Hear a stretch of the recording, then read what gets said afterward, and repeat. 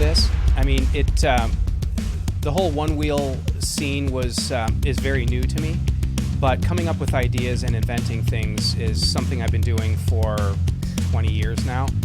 And part of it's the creative process, but part of it is finding a market, finding manufacturing.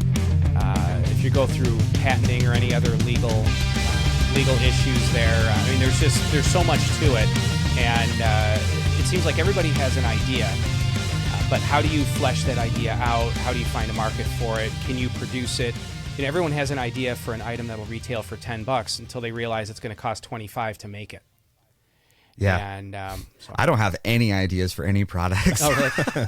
I can make some stickers of some people. Like, hey, here's a little send it guy. I can make stickers, but past that, I'm like, oh, I don't know anything about it. Well, and it seems like so many different people will make statements like, oh, if only somebody made this, or I love this product, but I don't like this side of it. They should make an accessory to correct that or whatever. And I was one of those people. And then eventually I thought, well, I'll just go ahead and do that. And it sort of started from a commercial side when I had bought a radio-controlled helicopter. This was, I don't know, close to 20 years ago, 17, 18 years ago. And it was $1,400, money that we didn't have. So I had to justify that hobby. And so I found some deficiencies in it and marketed a few upgrade parts that I got a lot of advice from another friend of mine who was also making some upgrades for that model helicopter, but different than what I wanted to do. And so he taught me how to approach manufacturers, you know, finding machine shops and that. And so that was a hobby that paid for itself and made a few dollars. When I say a few dollars, when I finally sat down and did the math a couple years in, it was like $13 an hour it made. It was above what I was spending on stuff.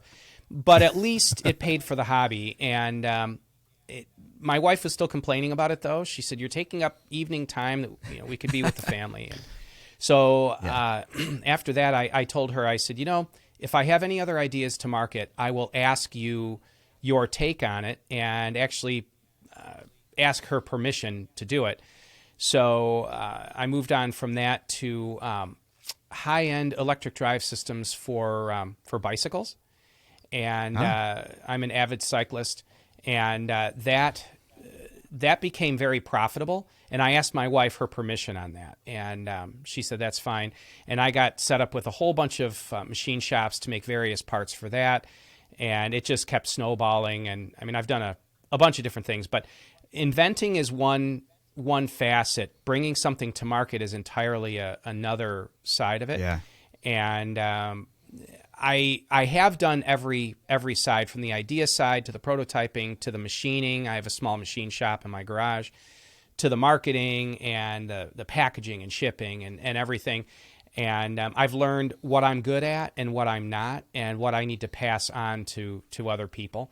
Manufacturing is the one side of it. The machining, I have a couple of reputable 5 or 6 reputable machine shops that do my machining for me. And I don't know, my son-in-law Ben, he set up my website, and I've learned. My wife does some clerical work in the office, and I'm more of the idea person and arranging manufacturing, but I don't do. I'm much less hands-on than I once was. Gotcha. Awesome. Well, and real quick, just so we're on the pushback, we are on episode 4, 5? 4, yeah. We're episode 4. Cutting your teeth on me. No, 5. We had one like as a 5. We're on bonus, episode didn't we? We had a bonus episode though, because the last one was like a best of highlights. Correct. But so this is the technically. Episode. Oh no, because Badger was 4, so we're on 5. Yeah. You were Episode lucky 5. number 5, man. And today, guys, everyone listening in, we are hanging out with Matthew Shumaker. Matthew Shumaker, and this man is an inventor of a lot of really cool things. Now, we're going to talk a little bit about the tech rails specifically, which is these incredible rails that he's invented for the one wheel. But I want to dive into all the things, like, you know, we've just got a little bit of your background, and you have a product that you patented, right, for Tesla? Yes. Like you have a So I have my toe dipped in the waters of a number of different streams, so to speak. For another business of mine, I drive about 40,000 miles a year, and years ago I realized I'm spending like $700 a month in gas. This is killing me. So I started looking at EVs, and there weren't any long-range EVs at the time. I was driving 160 miles a day. So Tesla was announcing the Model 3 that had a 300-mile range, and so I was one of the fools that stood in line for the privilege of giving Tesla a $1,000 free loan to get on the list to get a Model 3. So I got an early Model 3. It was car number 9,302. They're on like 1.1 million now or something. And so it was an early rear-wheel drive car. I got that car and loved it, but it was $50,000+, and I didn't like certain aspects of it. The screen was too vertical, too high up. I didn't like that it was parallel with the dash. I thought it should be more driver-centric and be aimed toward me a bit. So to that end, I removed the screen from the dash and machined just a mount to reposition the screen lower and angled more toward the dash, which was ironically the way Tesla had marketed the car to us. They sent these press photos, I guess you'd say, sketches, and the screen was low and laid against the dash. It looked really cool. And then you take delivery of the car, and there's this big billboard up there, real vertical. I mean, literally blocking part of your view of the windshield. It was really odd. So I made this mount that lowered it and whatever. And I have a YouTube channel also, Tech Forum, and that I chronicle the ownership experience of a high-mile Tesla. So through my own YouTube channel, I started marketing this screen mount, and people started asking, well, can you make it swivel? Okay, I made it swivel left and right, and then the Chinese copied that, and I thought, well, this is ridiculous. I'm going to change it, improve it, and patent it. So now it swivels left and right and pitch adjusts forward and back, and I patented that, which doesn't matter to the Chinese. They're copying it anyway. So now my attorney's looking into at least blocking importation of it, because it's a domestic patent, a domestic utility patent. But that product is sold in the 2 years, like I think it's 27 months, $320,000 worth of those. And so that my YouTube channel pays for the majority of my car, but then the product sales bring in 2 or 3 times what my car payment. Oh gosh, more than that, 4 or 5 times what my car payment is. So so that car has become profitable. Sort of my philosophy is, I love the idea that you bought a $50,000 car and you're like, I'm not really feeling it, and so you just like tear a major component off the dashboard. Like I respect you a lot, just knowing that you're willing to do that. And it generated It's views. For the YouTube channel, I'm doing these videos of here's how you yank the screen off, and so your $50,000 car. Yeah, you didn't get like a cease and desist from Tesla or anything, right? Or like, were they? Yeah, that's interesting too. So when I remounted the screen and then made it swivel, a bunch of my customers reached out to Tesla and said you should do this. Well, Tesla is. They're a very proud company, and I mean rightfully so. They've accomplished and achieved a lot. But their response basically was, if it could be better, we would make it better. So it is ideal the way it is. And so, and I was kind of upset with the people. I'm like, don't reach out to Tesla. Like There's no patent on this thing, So, but now it's patented. And actually, my patent is it's a pretty broad patent. It is left, right, forward, back angle adjustment of a dash-mounted screen in a car. That's basically it. So if Ford or Chevy or somebody else wants to do this, they have to reach out to me. But that's my only patent, and my patent was it was applied for early August and approved 3 weeks later, which my patent attorney said is the quickest patent approval that he's ever had. I still don't have my patent number, though. They issue patent numbers on Tuesdays, which is weird. But I was supposed to have it last Tuesday, and it wasn't here yet, so probably this next Tuesday. But they gave a window of time. So is there any idea on why it was so quick with that one?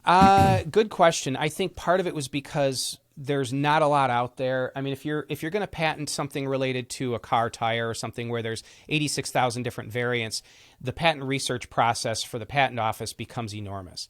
But Gotcha. I think that it was a straightforward product with a very succinct description for a specific item, and there's really not much out there to analyze to compare it to. I'm pretty sure that's why. At least that's my attorney said that's the only thing he can think of.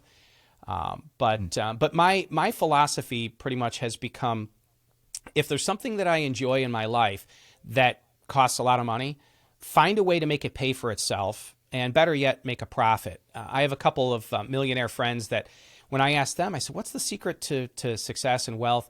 And they said, make everything make money, minimize expenditure and maximize income. And I thought, well, that sounds obvious. But the one said, my wife and I like going to high-end restaurants, but it's $150, $200 for a meal to eat there. So they became registered food critics. And I'm like, seriously? Wow, he that's said, awesome. yeah. He said, now we have to critique and fill out a report after we go to a restaurant. But we, he said, we go in, we show our credentials to the maitre d', and he shows us to one of the finest tables, brings out the finest wine, and, they make special meals for us off menu. And he said, so we don't mind the hour of filling out a review of that restaurant. And Damn. That sounds amazing. so yeah, it was that opened my eyes to some things. He got rid of a motorcycle because he said, I can't figure out how to make the motorcycle make money for me. It's just a liability. So he bailed on it. And we did a similar thing. My wife had a BMW convertible, sort of her dream. We bought it a few years back, and it was getting to the point that it was going to be out of warranty soon, and it was going to get expensive to own. And I tried shooting videos for my YouTube channel, and I found out the hard way that Tesla owners hate BMW owners with a passion. And I actually lost like 300 viewers, subscribers that day that I uploaded a BMW video. So I cut it off my channel. And I told my wife, this car's never going to make us any money. So with the uptick in the value of used cars, we sold it back to the dealer. So we bought it 2.5 years ago when car values were in the tank. Dealers had a glut of cars. So we got it $13,000 discounted, even though it was a brand new car. Drove it for 2.5 years and sold it back to them for just a few grand less than we bought it for, because the market was high. So my wife and I have become good at the whole buy low, sell high thing. If we get a deal on something, we'll grab it. But if the market is hot for something used and we have one, we'll bail on it, not attached to it. We can always, I told my wife, I said, that's your dream. Why would you get rid of that? She said, well, we can always buy another one. That's a good philosophy. Yeah. So anyway, but yeah, we have everyone's life is unique, but in our situation, my wife has some health challenges, so she can't work a regular 9-to-5 job. She can do piecemeal work here and there, but she never knows how she's going to feel in a given day, so she can't really hold down a regular full-time job. We homeschooled our kids all the way through, and so that was her job. And I realized, between the fact that we're one income in Northern Illinois, a very expensive area to live, and we have high medical expenses, I got to figure a way to make a lot of extra money. So the gears started turning, and the inventing things started off okay, and now has ramped up to really be a good thing, very profitable for us, and a real blessing, I must say. And I mean, I get to have I brought a row of my one wheels here. I get to have a bunch of toys. I've got a that are picture paid of for, these so. too. Yeah, which we're gonna bring them up because this would be the perfect segue to say like, all right, you've got these things starting to make money for you, and now enter one wheel, right? Enter Future Motion. So when did you get your first one wheel? It would have been June, I think, late June of 21. We bought a pint just because. $950 for a pint seemed like a lot, let alone $1,700 for an XR. And kind of like everybody else, not knowing if we were going to like it or not, I bought a pint. And this is an electric skateboard, longboard that I made primarily for my boys to use. It was maybe 7 years back. I figured we have the skateboard anyway, so we'll get a pint and the two boys can switch off between the two. And so we bought the pint, and then my adult son, Jeremiah, bought his own pint. And the boys were riding the pints, and I was riding the skateboard. And I realized it's a different experience. And riding with them, I kind of felt like the third wheel. It was a little odd. So I thought, all right, well, I want to put suspension on one of these. And the XR is a far better platform for that. So I bought my first XR, which is this one here, and within a month had put the suspension on it. and that sort of got the ball Now, rolling. was this the is it Keel Guards? No, they. So I just made my own homebrew suspension. I think it weighs a ton here, but this is so wild. See if I can like pick when I this see up. this is absolutely freaking wild. So this is just a standard XR that I cut the rails and widened them. I've since found there's a couple ways to do this without widening it or not widening it as far.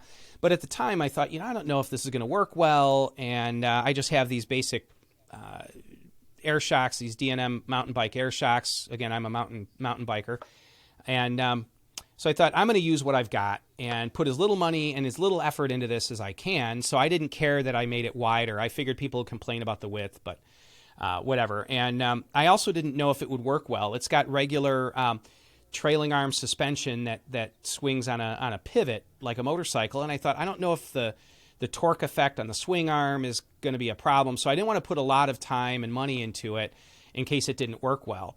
Well, it worked so well that now I'm bummed out that I didn't put more time and effort into it. But it works fantastically well. It rides nice and smooth. It gained about 3.5 pounds. And I also put a JW battery in it, and that adds some weight. So she's a hefty girl. But yeah, so let's see here. The XR is like 30 pounds stock. 29 pounds stock, or no, 28. Okay. 28 pounds. I just weighed my stock XR the other day. So you're like 34, 35 pounds pushing on that board. Yeah, this one I haven't weighed since I put the JW battery in it, but it was 31 3/4 pounds before the JW battery. So it's probably 32 pounds or so at this point, in that range, maybe 33. I mean, a GT is 35. Yeah. So that's one. I mean, that's one. The board you got, there's one chunky boy. Like, is it's that big. like? Oh, I know. For me, like, so I do it. Like, we do a ton of tricks and stuff on them. So I've always seen these, and I'm like, how is, like, it would be. I mean, it's very difficult to probably try and slide one that has a suspension kit on it. But how's maneuverability? Like, what's for the general cruiser? Yeah. So it softens the ride tremendously, as you can imagine. There are certain limitations, though, that my particular board has, more based on the shocks that I'm using and the fact that there are two. So the dampening, those shocks are designed to have one shock at the rear of a mountain bike. Well, initially I thought, okay, it's set up for 2 3/4 inches of travel, and I thought, one shock is designed for 4 inches of travel, and so they set the dampening at that. And but for symmetry and just mechanical leverage and whatnot, I put 2 shocks on it. So the problem is that 2 shocks moving full travel at only 2 3/4 inches of travel means I have over twice the dampening that I should have. So they're set as soft as possible, and yet the dampening's still too stiff.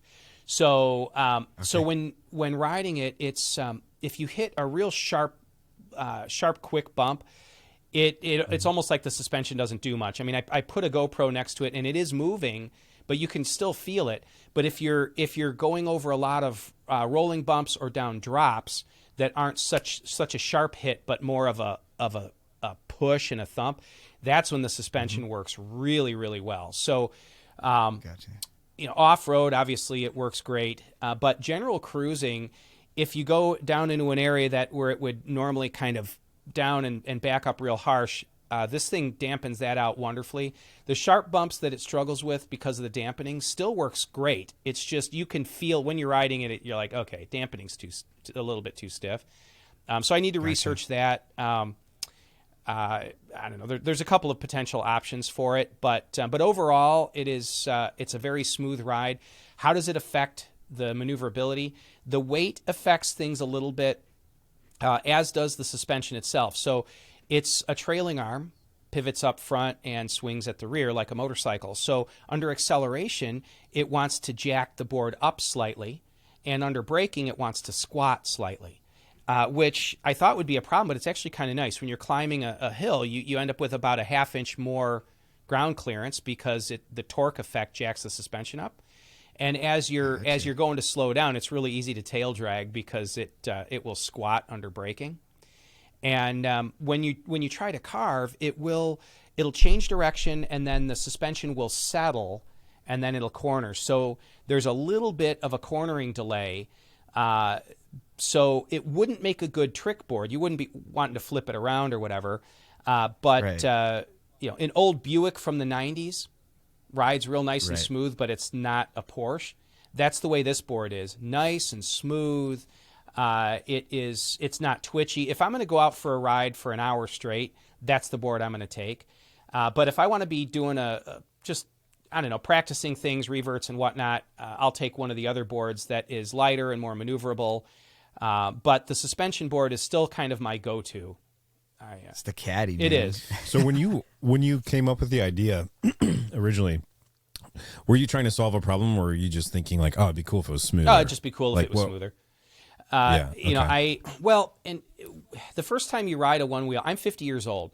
So, I have a 50-year-old skeleton, and no amount of exercise, I love fitness, but no amount of exercise can correct the fact that your skeleton's getting old.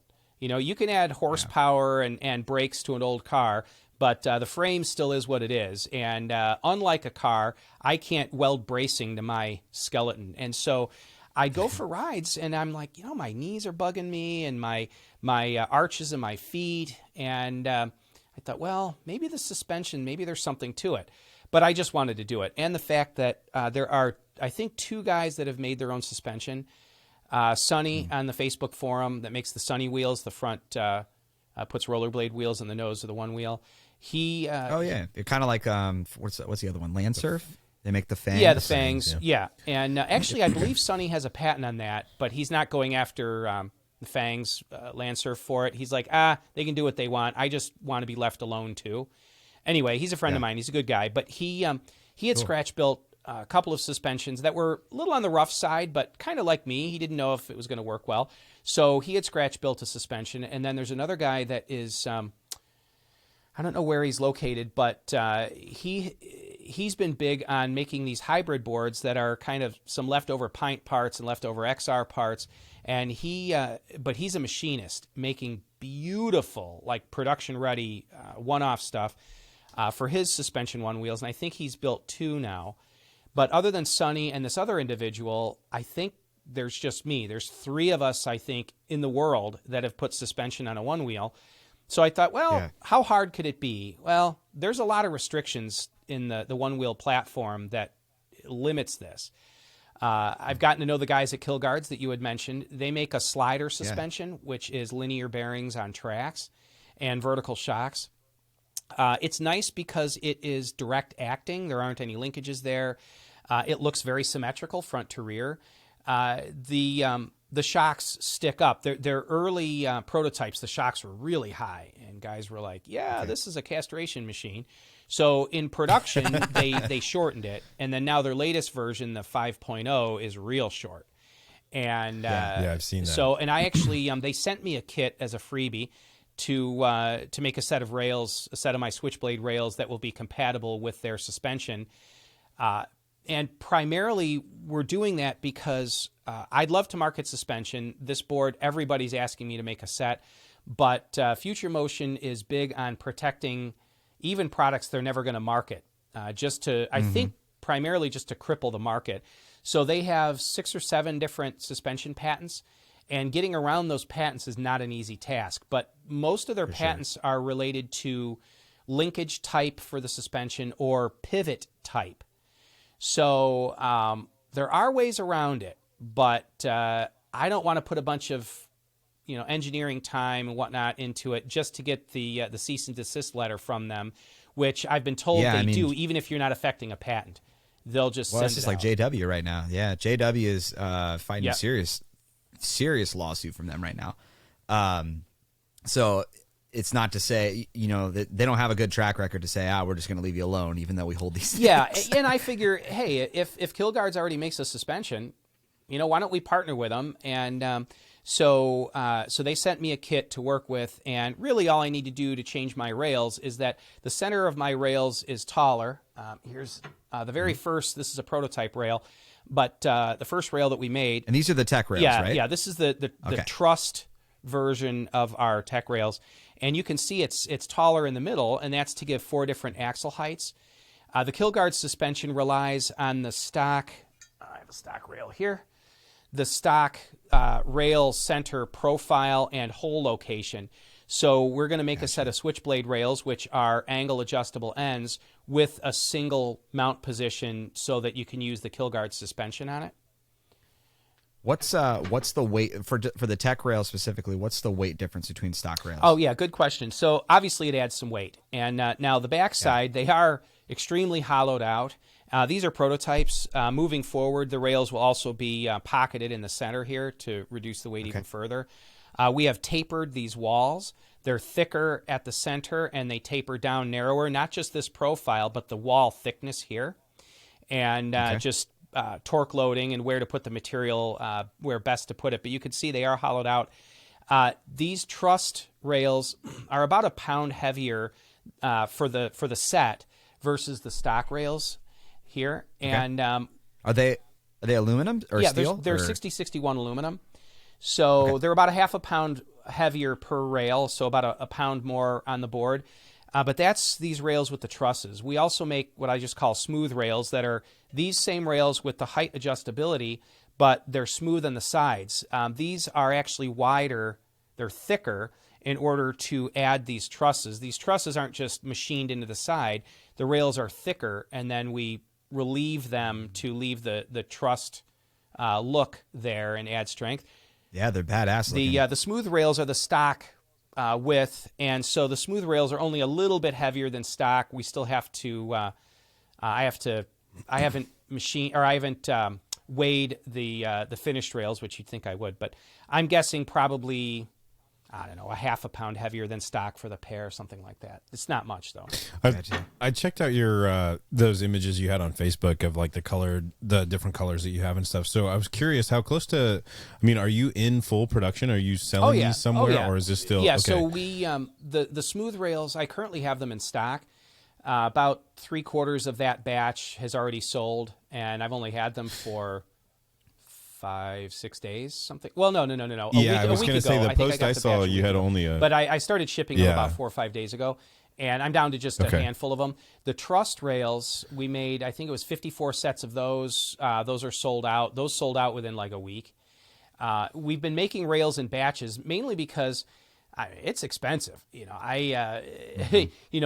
$25,000 to a machine shop to have stuff made that I'm hoping I'm going to sell, it's kind of a big deal. So, but now I've established relationships with a couple of machine shops to where now they know, all right, well, there's 80 some of my rails out there now. We know they sell well. We know what people like, what they don't like.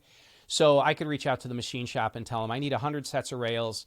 And, here's whatever, a nominal amount, $10,000 to get started, and they'd be fine with it because they know that they'd sell. Gotcha. And, but on the front end, it was, hey, dude, you need to send us a bunch of money because we got to buy big billets that are this size, and, we got to do CAD work and fixturing, and, it was a big deal to get this going initially. And, but now it's rolling pretty well. But we do make rails in batches. I want to try to have rails of every style in stock moving forward, but we're such a new company. It's only been a couple of months.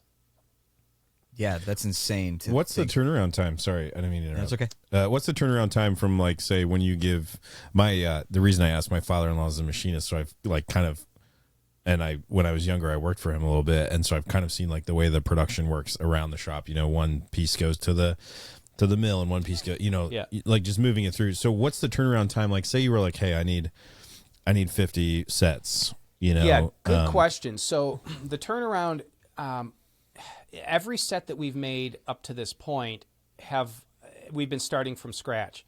So I haven't reordered anything yet. But to give you an idea, when we have an idea, I want to make this change to the rails, and we're going to make a batch. The machinist, I'd say within about 2 hours, will get back to me with a CAD drawing, and then I'll give a thumbs up or a thumbs down. I'll say, change this, change that. He'll make the changes to the CAD drawing and ask if I'd like to pull the trigger on a prototype. So he'll make one prototype, and he's got both an XR and a Pint there, and he's not here in Illinois, so he ships things back and forth to me. So he'll make a prototype for himself, not anodized, just real basic, and bolt it onto one of his one wheels and ride it around. He'll take a video and he'll show me, okay, I found this interference or whatever. I'm going to change that. Do you want prototypes? So then I'll order typically 4 prototype sets that I want full anodized, laser etched, like done.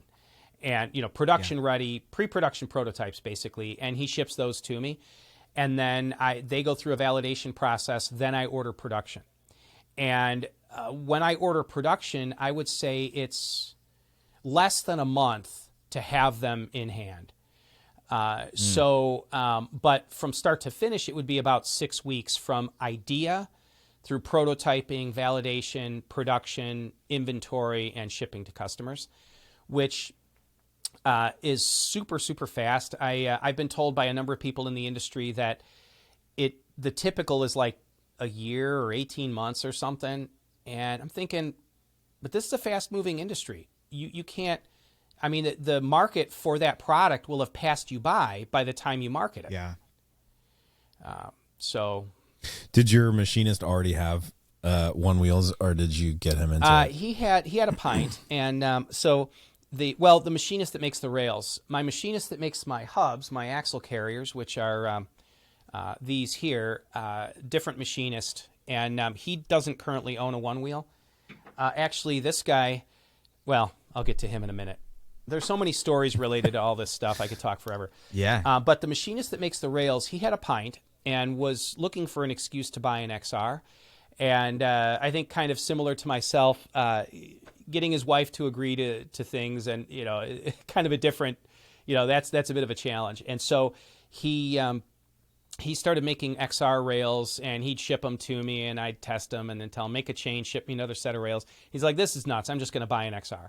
And, of course, he got ripped off by somebody that took his money and never shipped it, and then he had to go through the process of trying to get it back. And, I went through that, too. I had somebody that took my money, $830 on eBay, and it took about 5-6 weeks to get PayPal to give me my money back.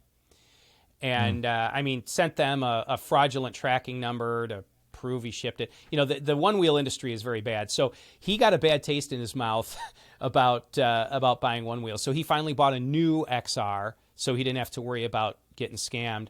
And his brother is his assistant in the office. So now they'll go for rides. He makes his brother ride the pint, and he rides his XR. And so it's pretty cool, because he said that none of his friends or anybody else that he knows, in fact, none locally, no one that he's seen, has a one wheel.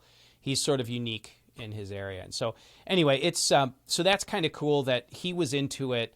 And they're a large machine shop with, many 5-axis CNC mills.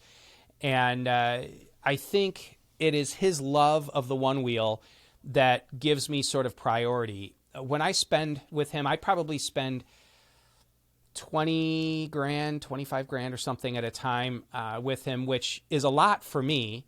But for a machine shop like him, they'll get $200,000 orders. Hey, I have this idea. Can you make the injection mold, do the injection molding, do the packaging, do the marketing, couple $100,000. They'll do things start from finish like that. And so I'm a smaller client. He said, just as a business owner, I'm big enough to make it worth his while. But the fact that he loves the one wheel means that I kind of take priority in his eyes. Yeah. So that's a blessing. But the passionate community, it doesn't matter like what people are involved in on the other side. Like if you do one wheel stuff and you get hooked up with them, there's this synergy that just happens. Is like, that's true. Oh yeah, I'm very interested in what you're doing, and people get so passionate about it too. And I've been like dying to ask this question with you, totally trailing off here, but with like, all right, you got these suspension boards. Taylor, can we pull up a picture of like all 4 of his boards and stuff, real quick? I want to show the audience here real quick what all the boards look like. I'm gonna look through the photos. It might be like the last one. Yeah, I've got. There we go. I've got a couple of stock boards too, but those are all my modded boards. So seriously, modded boards. How many? My biggest question that I have here is how many of these have you nosedived, or have you nosedived? I've had one nosedive, and that was on the pint.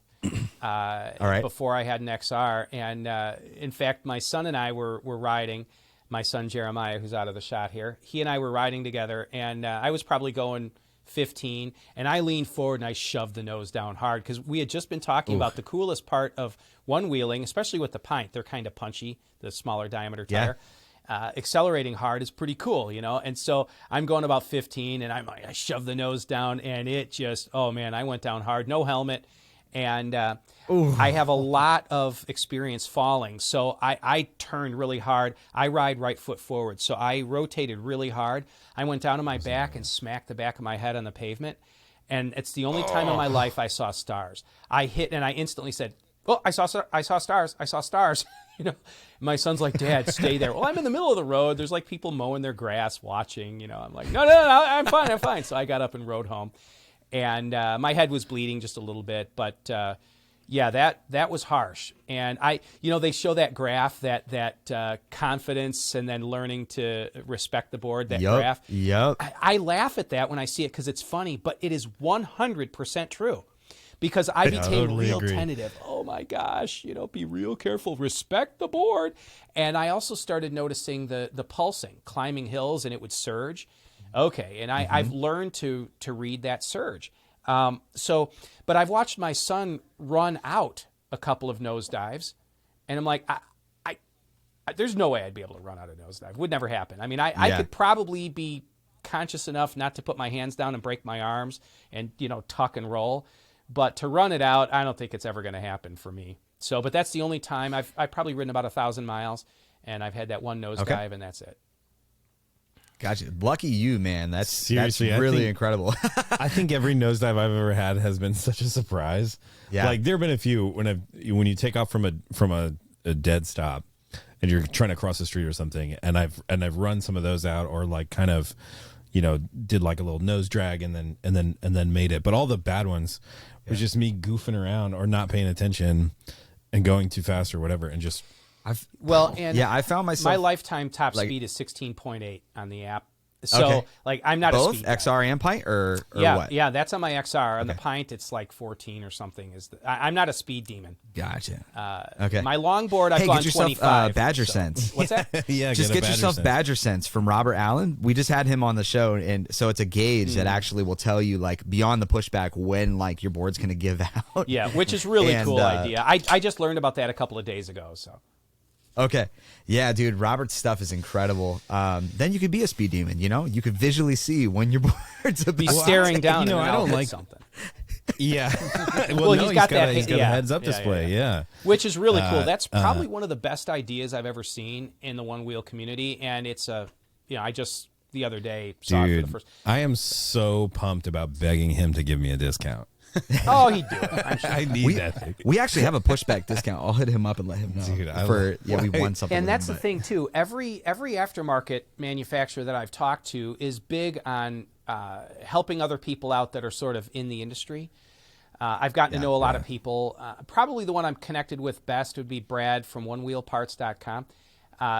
Brad's a really good guy, and he actually reached out to me initially because my axle carriers have multiple axle height positions, and he's applied for a patent for that very feature, executed in a different way.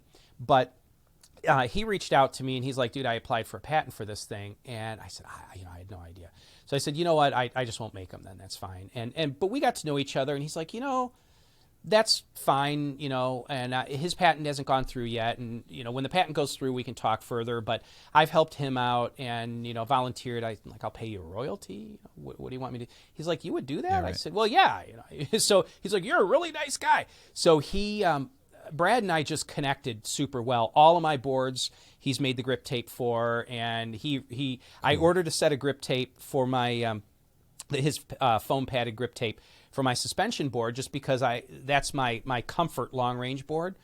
And then he reaches out to me, he goes, "What are you doing paying for grip tape on my site? I noticed that we shipped you a set of grip tape. What's the matter with you?" So he's like, no, I want to make grip tape. Get me some images. So he started making some really crazy design grip tape for me. And he refuses to collect anything. And I'm like, dude, no, and I'm like, I got to send you some money. No, I'm fine. So he and I have connected really, really well. And let's see here. I've gotten to know Jeff McCauley from the Float Life. Jeff's a really good guy. Life, cool. He's been through a lot, but I will say this, that the aftermarket market and the aftermarket community is what it is because of Jeff.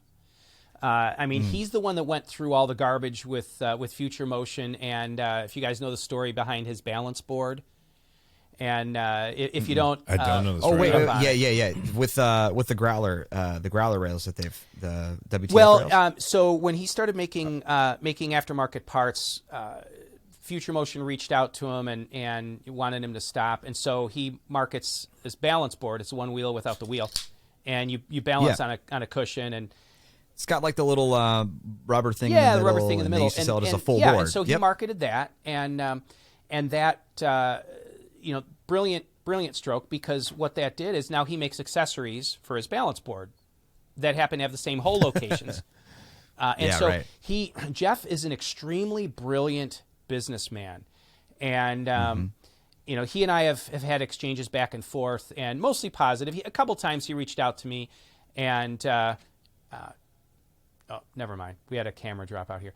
He reached out to me a couple of times with gripe. I mean, I didn't dive into the pool of the one wheel aftermarket. I made a cannonball and soaked everybody outside the pool, and irritated a number of people and stepped on some toes unknowingly.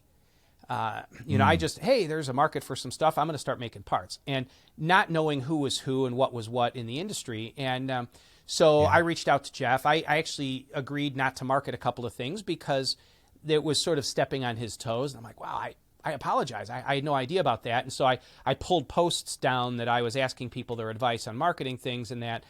And he was pleased that I did that. And now he and I are on pretty friendly terms. The guy is great. He really is. Yeah. But he's been through the ringer. When you've been beat up with a sledgehammer, you get kind of twitchy to anyone standing around you with a hammer. For sure. And but I've gotten to know Sonny, and it's so crazy. Go ahead.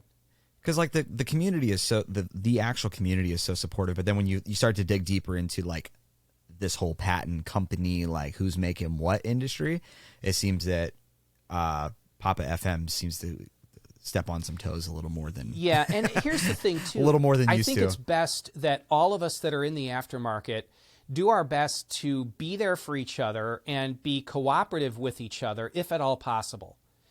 It's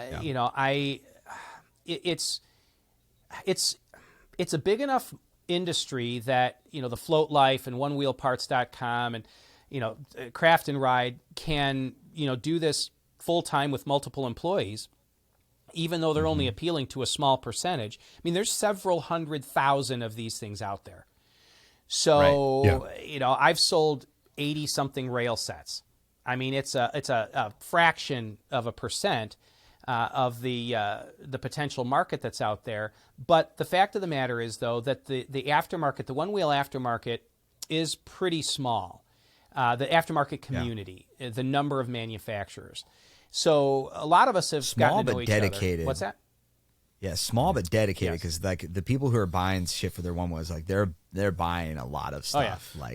Well, and it's really cool too, I think, because we started this podcast just kind of to satisfy our own, I don't know, pleasure. Need to talk about one wheel stuff. we found ourselves getting together after rides and stuff, just like kind of hanging out.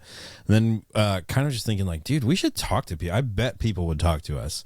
And so we kind of like, it didn't start as an interview idea, but then we started, people just said yes. And we got kind of lucky because Ori Rush, from Flight Fins, he's like local to this area, and we know him, we ride with him, so he was kind of like our first guest, and we were like, dude, like, everybody. And then we just kind of, I mean, you did all the work. I'm just reaping all the benefits. But like the point is like, it's such a small community of people, and they're all like cool and collaborative, like you were saying, and willing to talk with a couple of dudes in a barn in Ohio right now. Like we're in a shed right now.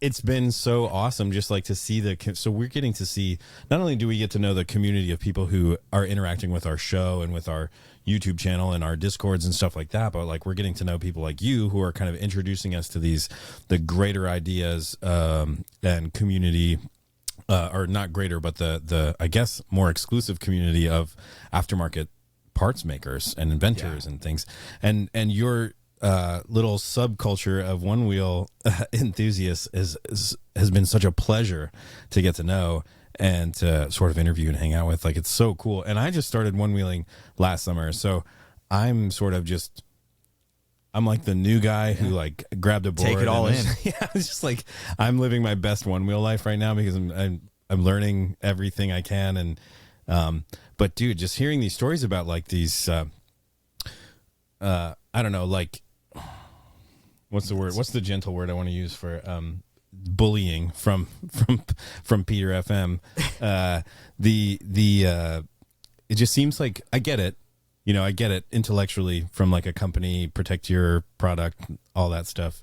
I don't know exactly what I'm going to say, but I love what's going on in the sort of quote unquote underground. The actual community of people riding the one wheels themselves is very supportive, very extreme. Like, so for one, it's going to open up a lot of interesting things to see. Like, how does that GT get produced, and how does it affect people like you who are creating these products? Because I mean, it's phenomenal to see a suspension system for all those people who are out there, like not like me, who are trying to like slide as many curbs as possible and do shove-its. And I grew up with a skateboarding background, so immediately I want to translate, how can I flip this thing? Yeah.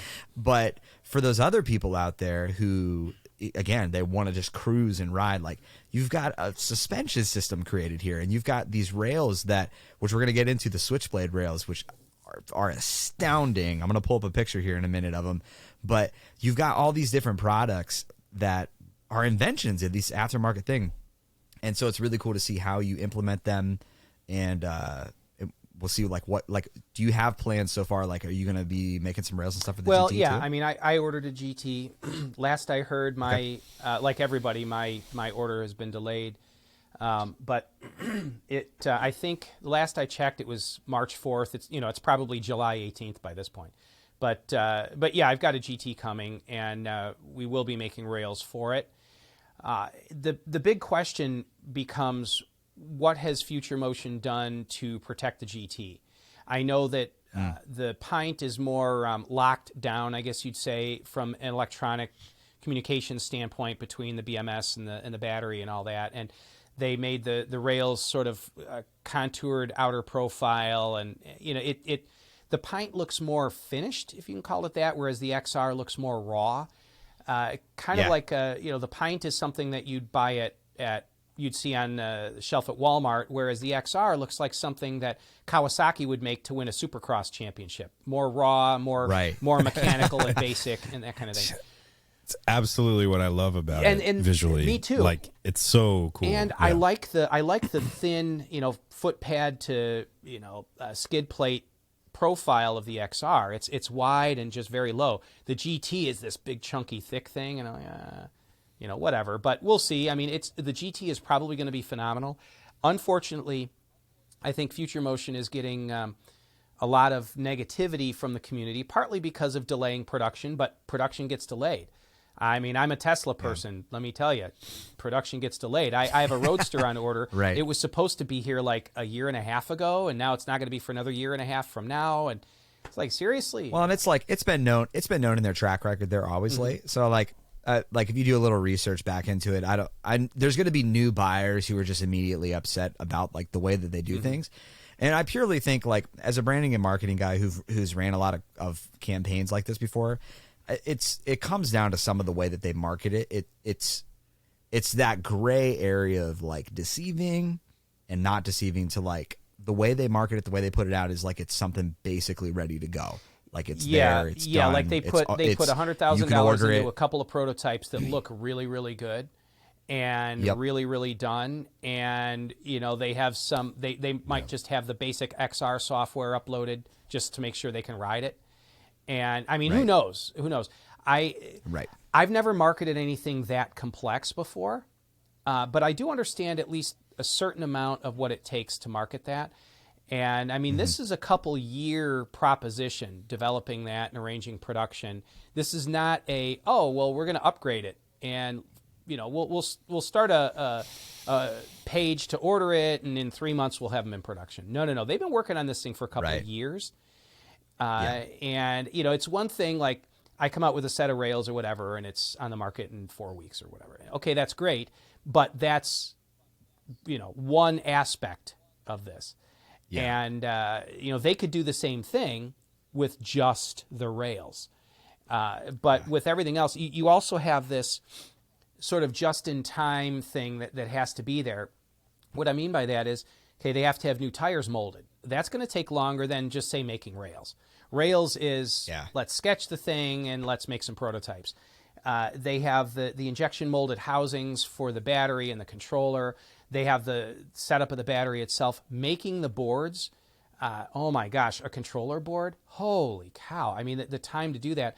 So you've got one thing that you can prototype within a couple of weeks. Another one might take a year to get a prototype. And so they have to, all that stuff has to come together at a similar time. It's like building a house. Well, you have to have the studs in the walls before the heating and air guys can run their stuff, but they have to run their stuff before the drywall guys can go there. But you can't have a 3-month gap between each one. Right. Right. So I don't want to say my heart goes out to them, but kind of. I understand what production is like. For sure. I've had enough inventions over the years stolen that I can also appreciate why Future Motion is the way they are with their patents and protecting their designs. Yeah. I mean, I have sympathy for them. I really do. And so I'm not that guy that's, FFM, the whole deal, everyone's signing off on, and that's actually, by the way. I love, dude, they're a phenomenal company. They built the board that we're all riding. Like that, absolutely nothing against it. What I think their flaw is they started on Kickstarter, right? Mm-hmm. Like that's how they became a great company. And so that crowdfunding mentality, I think, is stuck with them when they're beyond being a crowdfunding company anymore.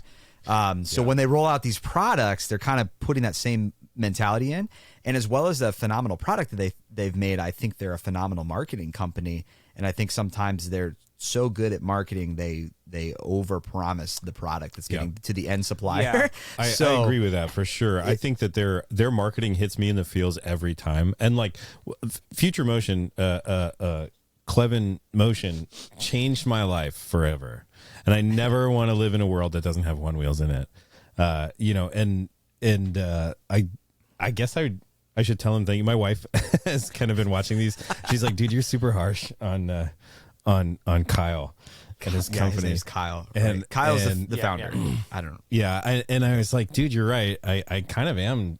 I don't mean to be, because like I should be like, One Wheel, like we absolutely love you, but we are a community-based thing. For all means, if Kyle, Papa FM, you're listening, we love to make fun. We poke fun at everybody, but we love the community as much as we love the product. For sure. And part of that community is aftermarket. I mean, yes, absolutely. Like, and you find the same problems with Tesla, and we've talked about that before, is just like, and part of it too is like our health and safety is in the hands of Future Motion, and so if I go in there and start, dicking around with the internals and then I kill myself, like Kyle probably feels bad about that, even though it's not his fault. You know what I mean? Yeah, like, I mean, I get that. That's, people have asked if I'm willing to market a tilt kit, and that Jeff from the Float Life has invented this tilt kit to compensate for the 3-degree nose up that his rails have. My rails are also 3-degree. Anyway, people have asked if I'm willing to do that. Well, I know how to do it, but there's two primary issues. One, that's Jeff's invention, and whether it's patented or not, I'm not going to copy something somebody else makes. But then there's number two, you are messing with the controller. Now, you're not messing with the electronics of it. It's just repositioning the circuit board. But, I mean, it's a little sketchy to me. And this is part of where we came up with the switchblade idea from, to be able to adjust the nose to be wherever you want. And we can get to that separately. But even when I marketed the screen mount for the Tesla, my machinist, who, by the way, is the guy that makes these axle carriers, he makes my screen mounts. And I'll get to him in a minute because he's an interesting story. But when I came up with the screen mount idea, Mark, my machinist for these, he said, what about liability? I said, dude, it's a screen. He goes, well, what if somebody messes with the wire harness? This thing moves back and forth. And so I ended up putting a strain relief on the harness to keep the left-right moving action off of the connector on the board. And but he was concerned. He said, well, the board is now repositioned. What about airbag deployment? So I started watching videos of camera down views through the windshield of Teslas as they were being crash tested, and airbag deployment to see how did the passenger side airbag unwrap out of the dash, and is my screen mount, which lowers the screen and moves it to the right an inch, and it has to do that for a specific reason, is that going to interfere with the passenger side airbag deployment? What about somebody hitting their hand on the screen? Now, if the screen is angled, it's that side of it, the passenger side, is closer to the passenger. Do I have liability there? So imagine that then going to somebody is riding on top of one wheel, and this device has to self-balance. Oh, my gosh.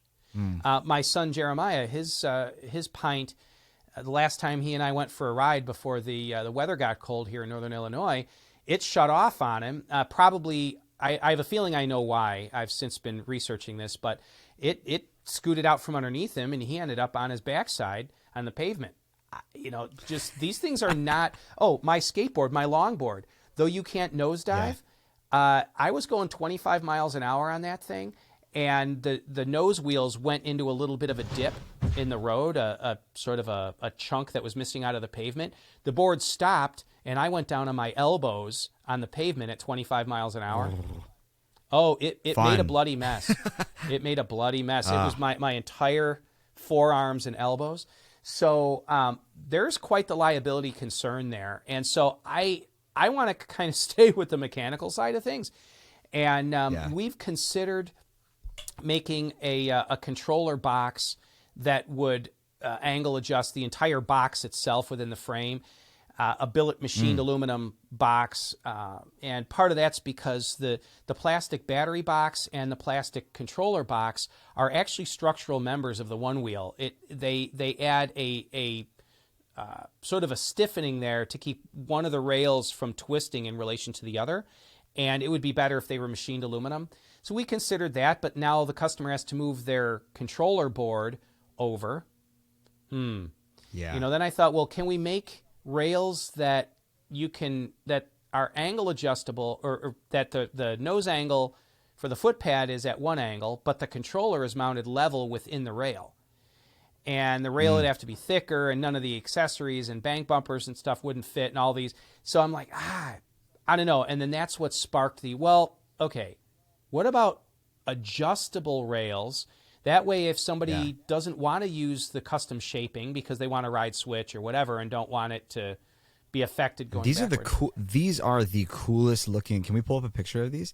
These are the coolest looking rails, and you call them the switchblade. Yeah, rails, and right? I've got a couple of the boards here. Let me put one on my lap. Okay, cool. Move this here. So gnarly. So we call them switchblades because you've got you've got the center hub that. Hang on a second here. Let me move this just a touch.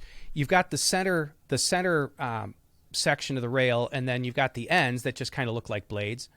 So so the name just came to me. But these are, and I will right off the bat, I want to give credit to my machinist. He's the one that came up with the method in which the angle changes, and he and I were talking about it, and I'm like, man, I'd love to make these things angle adjustable, but it's going to be hard in the restricted area that you have here.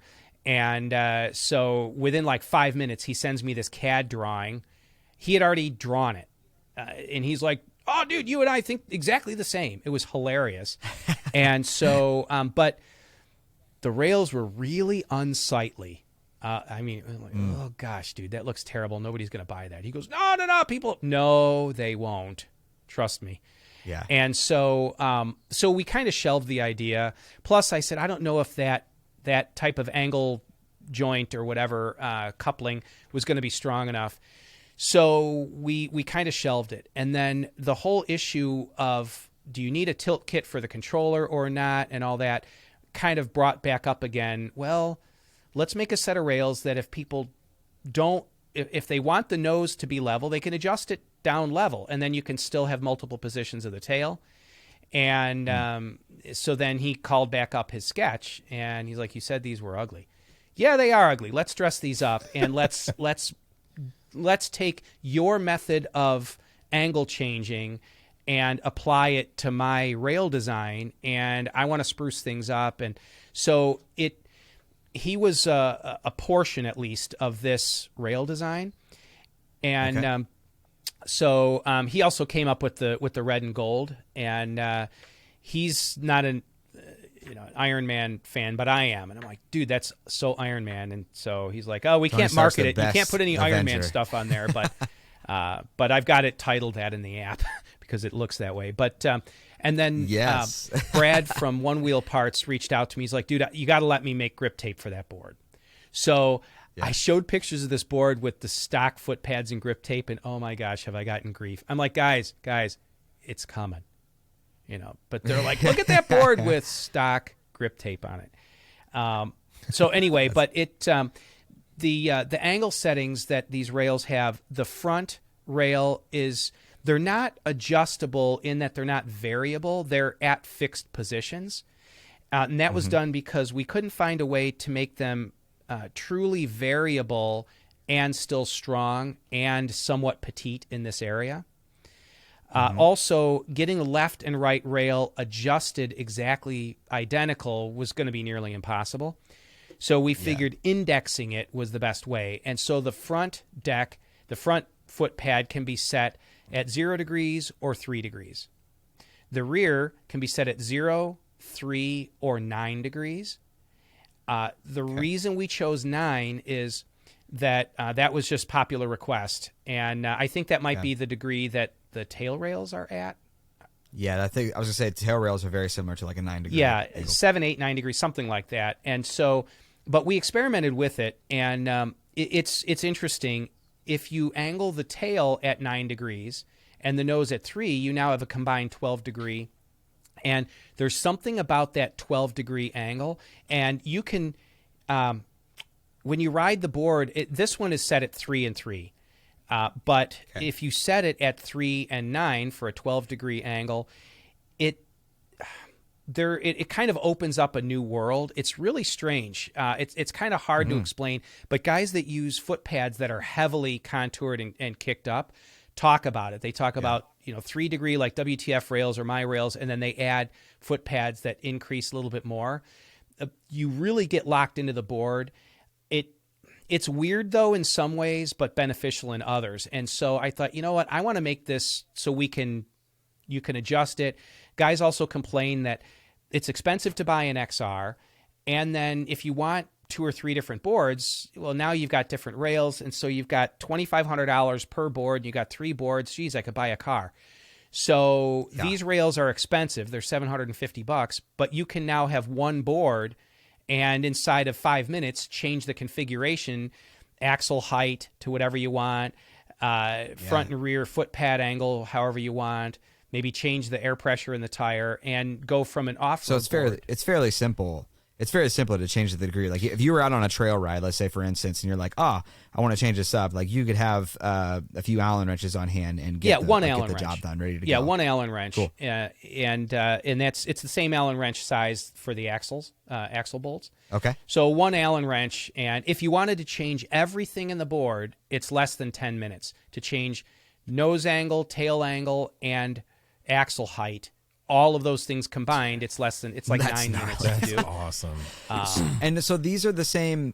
These are the same angle as so like a 3 degree is roughly the same as like the WTF rails. Yeah, right? they're So 3. essentially, you could have just like a tail rail or whatever. Like you have all those same configurations. Yeah, so it could be flat. It could be 3 front and rear, which is the way my rails, my other production rails are, or the WTFs.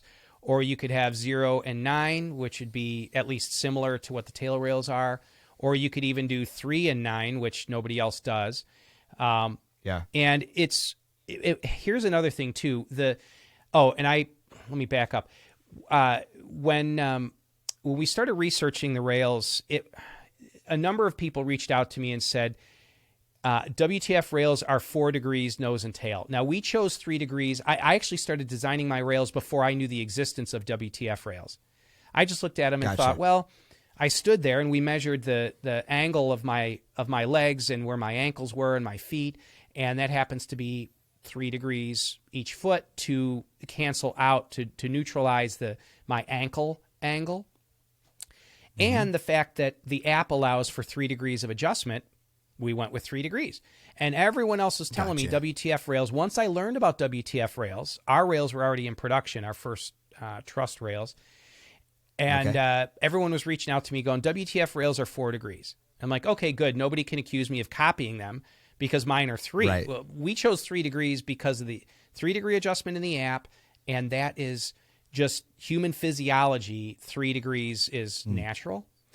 Then eventually somebody took WTF rails, and this was just like a month ago, and laid them over the top of my rails, and we realized they are both 3 degrees. Oof. Gotcha. And so that was a little weird because I'm like, I'm not copying anybody here. I'm not copying anybody. But obviously Jeff thought of the same thing. He's like, you can only adjust 3 degrees in the app. And if you stand there and measure it, it's 3 degrees. So whatever. Yeah. So it's, again, there is a benefit to having the rear up higher, but you'd have to be here riding it and for me to point it out for you to be able to recognize, what those benefits are. For sure. What's so the tech rails are roughly a pound more than the stock rails. Are these like same weight, or is there any more weight or less weight introduced into these Switchblades? So these are prototypes, and they're a lot thicker than like the wall thicknesses in that are thicker than when we put them into production, what they will be. But if you go from the stock rails to my rails with the trusses, those gain 1 pound overall. Then these rails gain 1 pound over the trussed rails. And so these add 2 pounds to the board. So that's like 8% or something. Sure.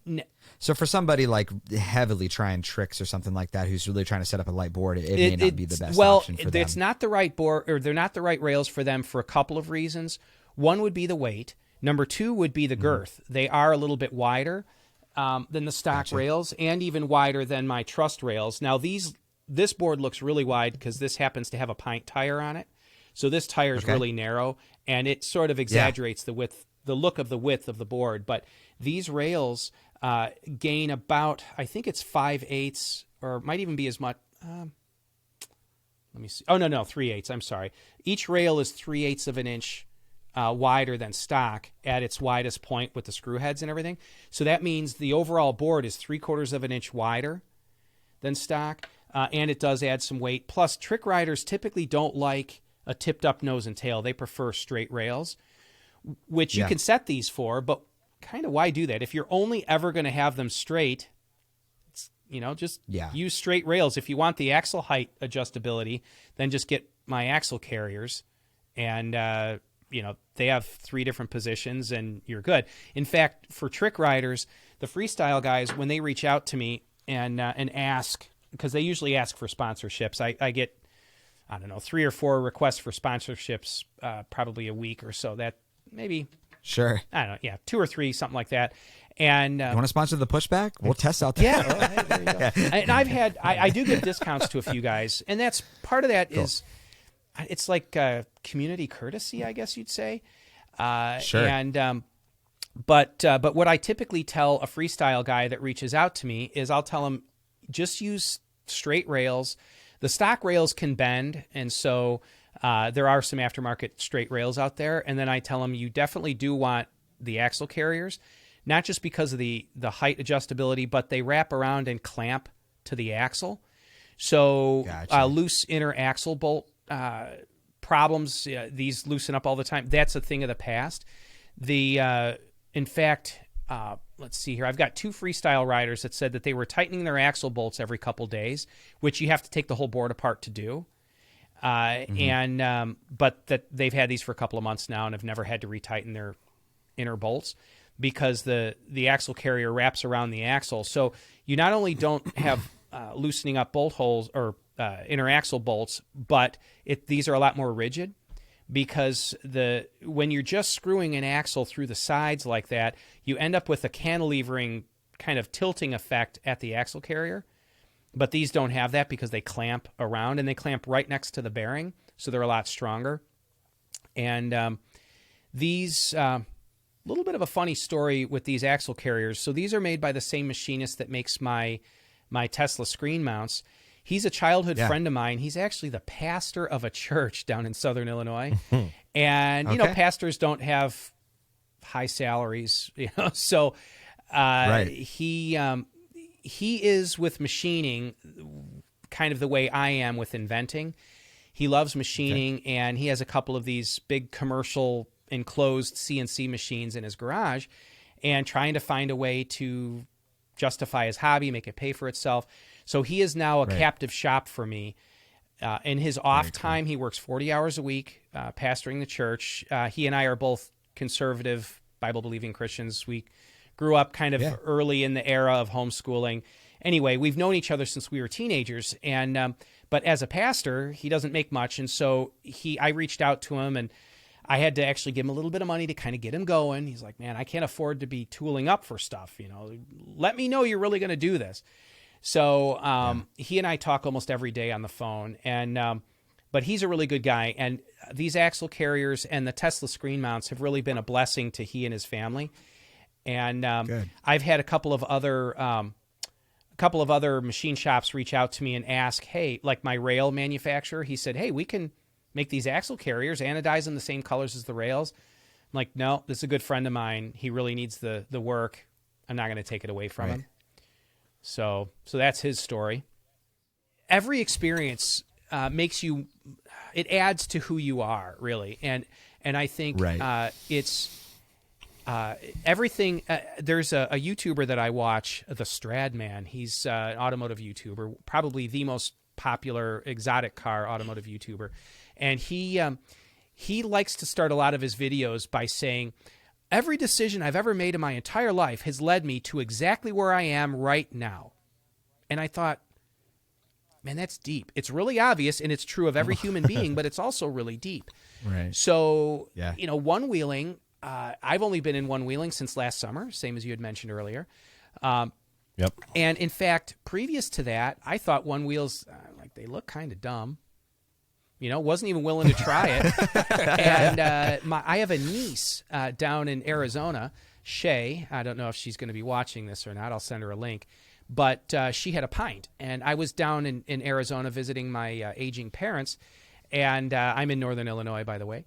And so I'm down in Arizona, and Shay's like, yeah, we have one of these one-wheel things. I'm like, aren't those things really expensive? She goes, yeah. I'm like, yeah, they look dumb. She goes, no, they're really fun. And then she goes, my husband and I have each broken a wrist.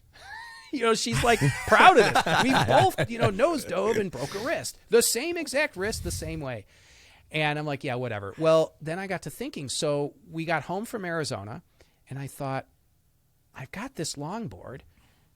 Maybe I should get a one-wheel. I'll get a pint. You know, we'll try it out, see if we like it.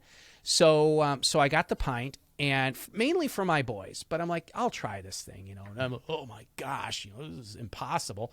Go down the road and back, and within 10 minutes, I'm like, okay, I can carve on this thing. This is pretty cool. And, you know, shut off simple stop and learn the whole thing. So I fell in love with it. And then I realized, okay, now I understand, why do they call it floating? Well, because it feels like you're floating. And I got to tell you, the single biggest draw to a one-wheel versus a normal skateboard isn't the floating aspect. It's the fact that there's no handheld controller. Yeah. Totally agree. It's you're not the value gaming. of You that. can The value, hop on it and roll. It's the value of the control mechanism is not to be understated. It's almost absolutely, everything. It feels like mind control. It's absolutely it's super amazing. intuitive, and the fact that the board only reacts because you're making a body, you know, English or whatever you want to call that, you know, body movement. The board reacts to the body movement.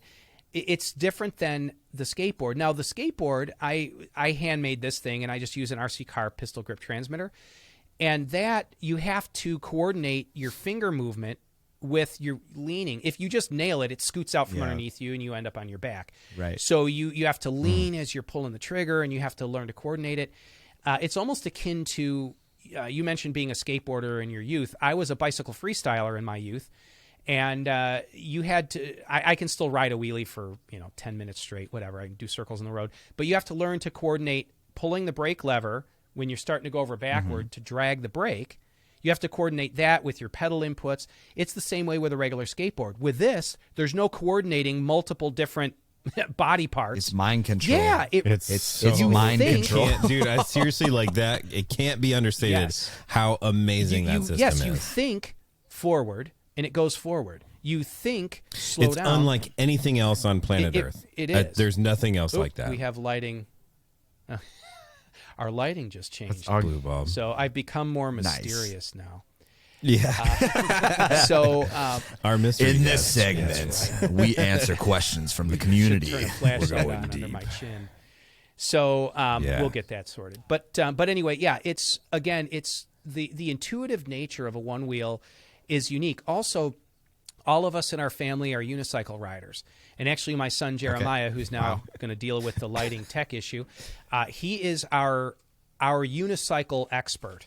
He can do things like ride 1 foot and take 1 foot off and just pump with 1 foot. I mean, just crazy stuff. And anyway, so he does. Do you guys have a draw to UCs then?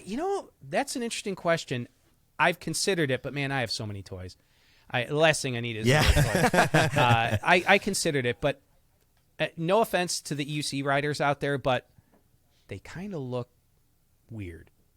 I don't know. They're strange. I see I don't know, I've seen some of those guys whipping around on those things, and they remind me of there's one of the, I want to say iRobot or something like that. But there was a movie, and when I see all these crazy group rides and those dudes because those things will go 35. Oh, there's guys that are going 60 on the expressway in EUC. Some of them are really fast. But you want to talk about nosediving. There are a couple videos of guys nosediving EUCs. You just instantly faceplant hard at speed, and you have this thing now that's going to roll up your backside and over the top of you. It's rough. I mean, I would love to get one, but they're also, a one wheel's already expensive enough. A decent EUC is $3,500 or more. Right. So yeah, I think I'm not going to buy another car and just get another one wheel. Well, or maybe two. You can't really do tricks. I mean, you can a one wheel's got that versatility, man. I don't know, an EUC's for sure. It looked cool, and I could see some people doing crazy jumps with them and stuff. But yeah, I've seen some cool motocross style, rollers and stuff. It looks so fun. It's not my thing. I don't like orienting my body that way. Yes, there are a number of guys. It's like skiing versus snowboarding. It really is. It really is. And there are guys that talk about getting rid of their dirt bikes. Guys that were racing motocross, and they get an EUC, and they're like, "This is the best." I never ride my dirt bike anymore. I just ride this thing. And they talk about how I can, as long as I'm casual and cautious, I can ride this thing on the road to the motocross track, jump it, do almost everything I could do with my motocross bike, and ride it back home on the road without getting hassled. Yeah. And no gasoline. Exactly. And you can carry it on a bus. So I will say this. If one wheels didn't exist in this format, an EUC would be the next best thing. Right. And the lack of tricks, though, is something. But not that I'm a trick rider, but I don't know. I'm going down curbs and I'm trying to learn reverts, and I don't know. Well, and also, as the sport continues, I don't care if you do tricks or not. If you're a one-wheel rider and you see somebody doing some gnarly stuff on a one-wheel, you're still interested, right? It's I might not play football, but I'll watch football. Yes. Same concept. So it's me watching the X Games or whatever. So as they do the race for the railers, they start to stream more and they put these tricks on. If you're a one-wheel rider, you'll tune in and watch somebody do some really cool stuff. That is true. So I'll say that the people that are attracted, there's a couple different markets for one-wheel riders. You've got the youth, which is there's a strong demographic there for them. They don't necessarily have quite as much disposable income. Then you've got guys that are like myself that were into BMX or skateboarding way back when, and now we can afford to buy toys. And there's not a whole lot in between. We're also not afraid to wear safety gear at this point. Yeah, although, it's funny, I don't. I know part of it is all I have are these mountain bike helmets that look really stupid when you're on a one wheel. Yep. So I spent $180. I spent $180 on a helmet that has a bill because my wife was so last year I got a serious concussion and fractured my tailbone from a snowboarding accident. And like I do snowboarding, I skateboard, like, so I'm constantly on this stuff. Never wear a helmet. I've been too stubborn. I grew up in counterculture skate vibes, like helmets are for dorks. And so I only started wearing gloves when I nosedived like 4 times, and my palms were so bloody I couldn't take it anymore. So I got the One Protect gloves, and then I bought a helmet from Shred Ready, which makes like whitewater rafting helmets, and it's got like an actual bill. So like I'll forget the thing's on, like I'll wear it into a store, and I'm like, that's the only way I'm wearing a helmet. So deal with it. It's a whitewater helmet. It may not be like the craziest impact, but I promise it'll stop my noggin. It's from better getting than hit not if I fall having one. off. But Exactly. I need to go out and get I'm not wearing the corny helmets. Yeah, well, and part of me is like, okay, the guys that wear motocross helmets, I don't get that. A bicycle helmet just looks stupid. I mean, I have a bicycle helmet when I'm on my bicycle, but it's the style, right? It fits. It doesn't fit the one we I wear one of those. I have one of the 1,000 ones, Yep. and I think that those are a really cool blend between like a classic motorcycle helmet and a bicycling helmet or whatever, like really low profile bill. I think it just looks sweet. Well, I think when the full face guys, like Ori will go like full face dirt bike When he's in helmet the when woods, he's racing, and I know exactly why those guys wear padding when they're racing, because I mean you're pushing the board, and if you get sent at 25 to 30 miles an hour, it's really rough. There's a massive difference between 15 and 25. It's like it's like an order of magnitude higher. One thing I want to point out in this, I've met a handful of guys in this industry, or in this community, I guess you'd say, that fit into a category that I don't want to leave unmentioned, and that is people that have some severe trauma in their background, be it former drug addiction or whatever, and they're drawn to the Onewheel because there's something about like the biomechanical something. There's something there that sort of eases their nervous system, and it becomes an escape for them. And it's the same feeling with like snowboarding or anything. The problem is there is no barrier to entry with a Onewheel. Like, there's a little bit of understanding, like this thing will nosedive if I take it too fast. But there is, like, you don't have to go fall on your ass for like 3 days straight to figure out how to snowboard. You get the float feeling, which just comes after, like, again, skateboarding or snowboarding. There's a barrier to entry to say, like, I've got to learn how to do this thing. There's a push involved. There's manual effort. But you unlock that almost immediately on a Onewheel. Yeah, there's almost no work, and we talked about in a couple episodes ago, we talked about like the dopamine release that you get, but I'm a pretty anxious, not anxious, like I don't have like anxiety issues, but like I'm a twitchy guy. I got to be moving. I can't sit still for very long. I don't like to, whatever, but I go on a 10-mile ride every night. Obviously we're in the same kind of climate that you are. So it's snowy here right now. I can't really do that. I like to trick ride and stuff, but the best I've got, I got my Onewheel in June, and I've got like almost 800 miles on it. Like I'm just, I go 10 miles a night until that's because I just have the stock battery. I have stock everything, except for I know the float plates, right? Yeah, I've got plates and I've got fins and stuff. But like, but what'd you say? I know a guy. He knows a guy. Yeah, you know a guy. Well, I'm looking to upgrade, but I think the thing that is going to benefit my life the most, besides that really cool Badger Sense thing, is just getting a battery upgrade, because I ride mine until it drops. Like literally every night in the summer. I rode that thing as far as it would go until it died, and like had like a 10 mile, was like a 14-mile loop, and it ended at my house where it would just know.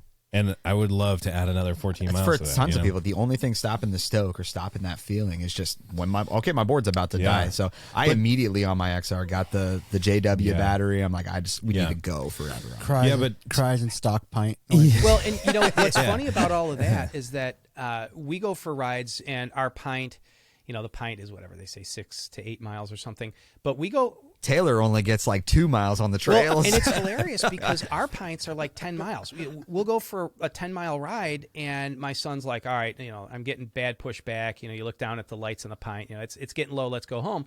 And we get home, and I've still got 45% of my battery left after 10 miles, and his pint went 10 full miles. So the street riding that we do is generally, it's hilly around here, but we're not all that aggressive. We do just modest cruising. the battery range really is quite good if you're just cruising. The problem is you get into any kind of aggressive riding at all, and it really dives. Yeah. Well, and here's because you said your fastest is like 16 miles, right? 16.8 is the fastest Yeah, the fastest I've ever actually traveled on my XR is 20.9, but my comfort zone is 17. So I like to ride at 16, 17, like just when I'm cruising straight, like just, and that's probably why, to your point, that's probably why on my stock stuff I only get. Also, I'm like 210 pounds. I'm not I'm light. 175. So there's a difference there too. Yeah. So, 14.1 is my record without a charge in the middle miles. Yeah. So it's like, we want to definitely get to some community questions here. Yes, I do have some community questions I didn't want to miss out on. I know you saw some on the Instagram post I made. There were actually some comments. There was one that came through on the sticker that we put through the story. Blazer Bonsai, he did ask about will you guys ever release a set of rails with only one row for maximum strength integrity? I think he's meaning non-adjustable rails. Do you have non-adjustable rails in the plans? Well, one set for sure, and that will be the switchblades that'll be set up for the kill guard suspension because they require that 1.5 high profile. Gotcha. Now he brings up, and is that going to be a lighter set? Is that going to be a lighter set of rails then? Yeah, it'll save weight because there's less material. Thing is, his comment about strength and integrity is it's a misdirected comment because the rows of holes don't weaken the rail; they strengthen it.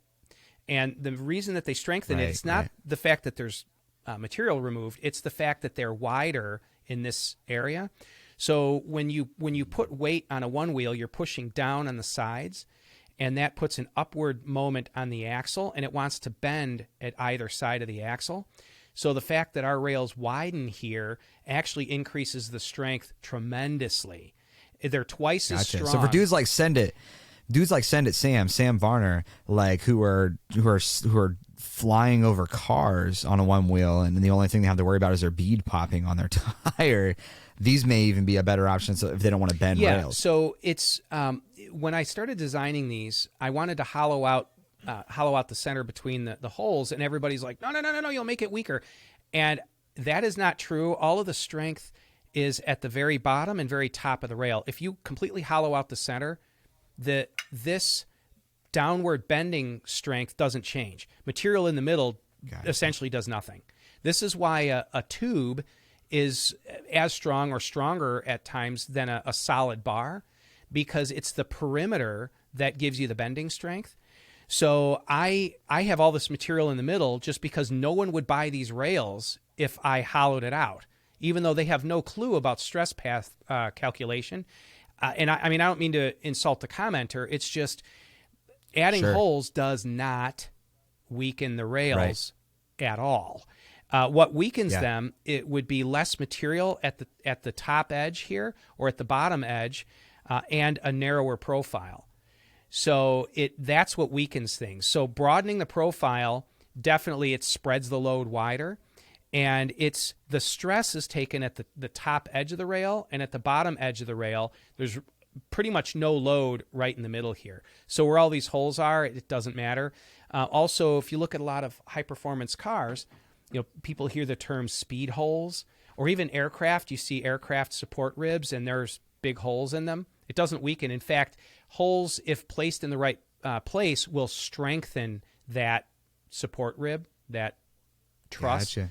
And so it's kind of a misunderstanding of stress paths and mechanical engineering that kind of brings that to mind. You would just think, well, if it's solid, it's stronger. It's got more compressive strength, but not more bending strength. But what we're probably going to be going to is fewer rows of holes. I've had a lot of requests for this. The current rails have 4 rows of holes, and this was settled on for a couple of specific reasons.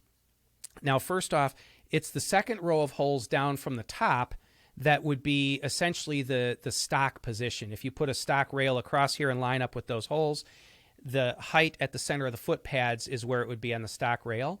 And then there's 1 row of holes above that to drop the rail down. And there, what would be the sorry, I don't mean to interject, but like, what would be the purpose of lowering the rails? It gives more stability. I don't quite comprehend that. So, Okay. But less maneuverability? Yes. It slows everything down from a response standpoint. And with the board lower, there's this mental thing of I'm not as high off the ground. It just feels easier to ride. So Gotcha. each set of holes are 600 thousandths, 6/10 of an inch of distance between each other. So you've got the stock position, or you can drop the rail 600 thousandths, or you can go up 600 thousandths or up 1.2 inches. And this, more lighting, this set of holes, this grouping of 4 rows of holes was settled on for mainly because people wanted a stock location and wanted to lower it, and they wanted to raise it. Well, I was going to do 3 rows of holes, but the Ignite lift kit that's made by Brad from Onewheel Parts raises the board, the deck of the board up 1.1 inches. And people are like, I want to be able to raise my board at least that high. And we had already settled on 600 thousandths of an inch in spacing between the bolt holes, mainly for strength purposes. So that meant that if we went down 2 rows below stock, we would be at 1.2 inches, which was really close to the Ignite lift kit. So the first sets of rails that we sent out were to people that already had the Ignite lift kit, and they said, yeah, at the highest position, it rides just like their other board. They loved it. Well, recently, a few people had said, I'd love to save a little weight, and I never use that lowest row of holes anyway, so why don't we shorten the rails? You'll have more ground clearance or whatever for ruts or rocks. It'll be a little bit lighter, maybe a little bit cheaper to make, and so we might adopt that. We've had enough requests for it that Gotcha. The next set of rails may have just 3 rows of axle mount holes. But I know a number of people will then complain and say, I missed that last row. Right. But since we make these axle carriers that have multiple rows anyway, you can just run the axle carriers and still achieve a higher elevation of the board. Gotcha. Now, for all the people like I'm gonna help out the Onewheel beginners here who listen to the podcast. Like, what's the purpose of lifting it? A number of things: ground clearance, hill climbing, because if the deck is up higher, now you can achieve a steeper hill climb before you dig the nose of the board in, and maneuverability. Yeah. When you raise the center of gravity, you decrease stability. Decreasing stability is also just increased maneuverability. Right. So that's the main reason. And I've seen a bunch of negative comments recently about Onewheel Parts has introduced a lift kit for the Pint, and a bunch of people were kind of bashing on it. Why would anyone want to do this? What a useless upgrade. When you raise a board and ride it, you'll think differently about it. Now, right. I don't always want my... Makes it look kind of goofy for sure, like symmetrically, but I can see, like, for especially people who are riding trails or doing anything off-road, like how this could be a tremendous benefit. It is. Now, I don't always ride my board elevated. I like to change my boards around quite a bit. The fact that I have a bunch of different boards helps, but I typically like somewhere near the stock position or slightly elevated, maybe 1/4 of an inch or so elevated above stock. That seems to be the sweet spot for me. But part of that is my relative lack of skill. So the greater level of skill you have, the higher you can ride with the board, the higher you can raise the board deck and still feel stable on it because you have more skill there. Also, if say you're riding down a curb, you'll tend to slap the tail on the way down. But if you elevate the board a bit, that tail slap will be mitigated, at least for the most part. Right. So, and then also, as far as the symmetry, the look, when the nose and tail are angled a little bit and you elevate the board, now the nose and tail are kind of pointed toward the axle. It doesn't look so odd sitting up high. But when you elevate a straight-railed board, it looks a little odd. You look at it and go...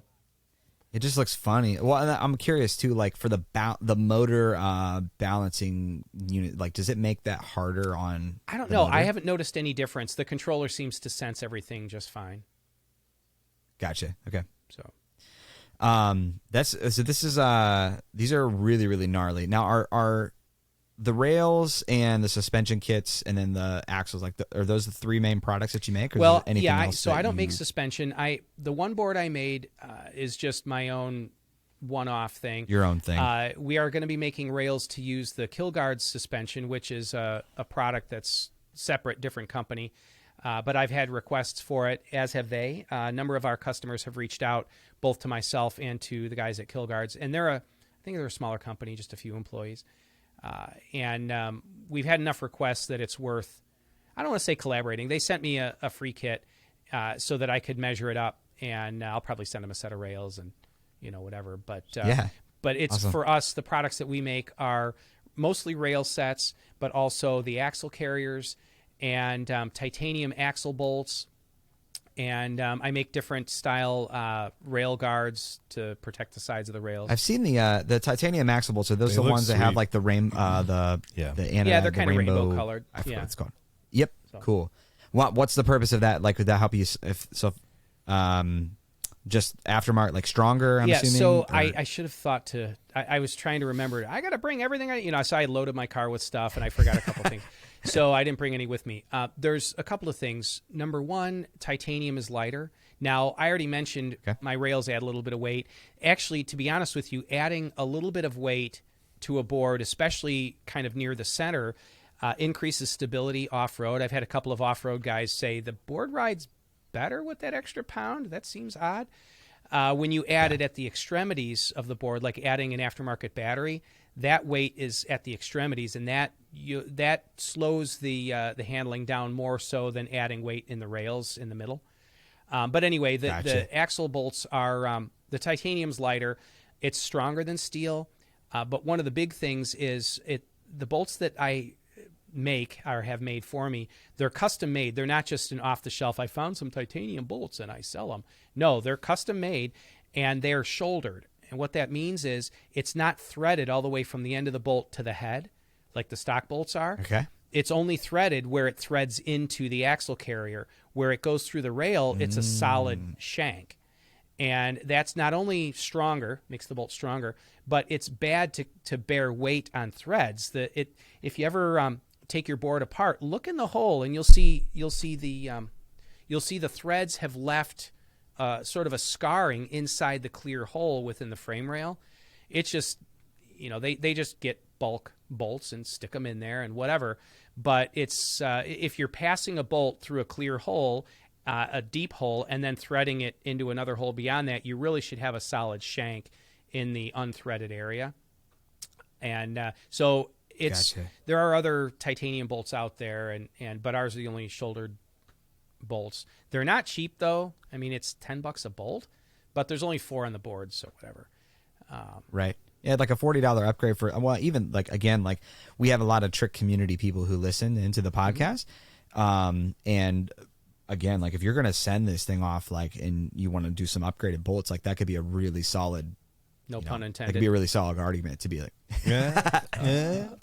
It could matter though. Yeah. And it would for sure be worth the $40. Yeah. And they look cool and all that, but it's titanium. So it's, people will buy it because of that. But the main thing was, I looked at these bolts. If the stock bolts had shoulders on them and weren't fully threaded, I don't think I would have worried about it. But I'm like, these aren't shouldered bolts. So I started looking for shoulder bolts, and I'm like, you can't find them. I'm going to have these made. You know what? I'll just have titanium bolts made, whatever. And when they're heat treated, they change funky colors. Plus, you can have them electroplated, and I don't know. Titanium is a cool looking material. Kind of interesting. Very cool. I even considered having rails made in titanium, but it'd be $2,000 a set. That'd be a little nuts. That would be the luxury board. Yeah. And the fact that, my Trust rails are just shy of 3 times, like 2.8 times stronger than stock. You're never going to bend those anyway. Right.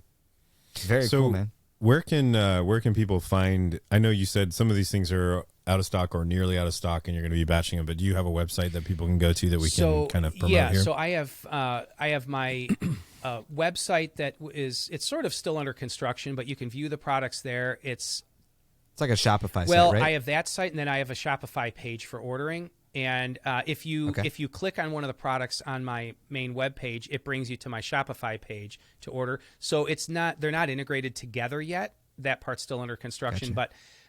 tech-rails.com is you can view the products there. Or you can go to my Shopify page is Tech Forum Products. If you Google Tech Forum Products, it'll bring you to my Shopify page. And that's just a conglomeration of all the products. My Tesla products stuff are all on that page. There's a Facebook community, right? Like an Tech Forum, or is it called Tech Rails discussion group? Tech Rails. Cool. So people can... Group, yeah. So people can join in, or can people join in even if they're not owners, like to learn about the Rails? There's and only everything? like Cool. 600 Okay. members or whatever there currently, but yeah, you can see everything I do on there. And basically, I started that page because I felt bad. I was on the One Wheel owners group and the One Wheel riders group, and I'm posting all these pictures. And a couple people complained that I was posting so much, self-promotion stuff. But it was funny. They didn't complain until after I started my own page. I'm like, this is getting nuts. Like, every hour and a half I'm posting something. So I started my own page. And then like 3 or 4 days later, a couple people are like, this isn't Matt Shumaker's products, Facebook page. Start your own page. So I'm like, I already did. Here's a link. And then they're like, oh, okay. Sorry, dude. So now it's moved everything over. But at first I'm like, okay, I have 40 page, members. I'm like, good grief. This isn't going to do anything. But now there's, I don't know, 600 people or something, just shy of 600. Yeah. Plenty of people asking questions, and you respond really well to them, which is amazing. It's always good for a Facebook group, like, to be engaged, and I've seen the engagement in the group, and people are asking questions, and you're getting answers. I respond pretty quickly. It's driving me crazy that I haven't had a chance to check my email on my phone, because I normally check it like every 10 minutes, and so it's, and I mean, sorry to steal you away from all your fans. Well, it's if I don't, some of it's just spam and stuff. But if I go for several hours and don't check email, it's like I open my inbox and I'm like, oh my gosh, I got to delete half of them, and I got to unreasonable. Know the feeling. So it's, and plus, anything that other manufacturers don't respond, so I don't want to do that. Other than the Facebook group, I know that we tagged you on Instagram. Do you use Instagram quite often, or is there anywhere else people should be following you? And it's still my Instagram page based on the Tesla stuff. I feel like I need to start a separate page just for the One Wheel stuff, because you look at it and it's Tesla, Tesla, Tesla, Tesla. Oh, One Wheel, One Wheel, One Wheel. It's like this hard line where it all of a sudden changed. Do you post One Wheel videos on your YouTube page too? Is it purely just for Tesla stuff? It's purely the Tesla stuff. Are you going to create a Tech Rails page? I probably should. So many things, so little time. Right. So. Well, be sure to let us know if you do, Instagram or YouTube or anything. We'd be happy to promote you here. Yeah, that's fine. So were there other community questions or? That was the biggest one I had. You would responded to the one through the comment. Okay. The other ones were really just, positive feedback saying like, hey, I'm just discovering these, look amazing. I think we answered, I was paying attention for our conversation. We answered the rest of them, so I don't want to revisit those. Well, and let me say this too. So it's always good to get kudos, right? Everybody likes the attaboy and the pat on the back, and I feel so warm and fuzzy. But I got to tell you, the complaints or the negative posts or questions, though I will admit I get offended by them, and I'll and I'll kind of chill for 5 minutes, then I'll answer it. But those are the ones that I grow most through. Someone may say something like, I'm one of the strengths of the way I do things, the way I market products, is I'm very rapid to market. I have an idea on Monday. It's prototyped on Wednesday. The machine shop has the fixtures done on Saturday, and it's in production the following Monday, this kind of thing. Right. But there are negatives to that. I've had a few people complain and say, dude, I just bought a set of rails from you. Now you release the next batch. I'm ticked off.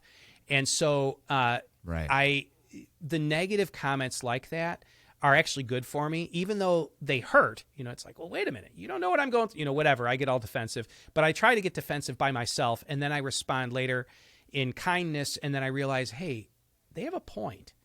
And so I'm trying to learn to appreciate the negative comments as much or maybe even more than the positive ones, because you grow through. A negative comment is it fosters change. Those pat on the back attaboys, you don't learn anything. Learning is a modification of behavior. If you're always told that you're doing the same thing, or if you're always told that you're doing the right thing, you're always going to do the same thing because it's the right thing. and you never grow, you never learn, you never move forward. But if somebody says, why don't you do this? Or I don't like that. Or this guy does it this way.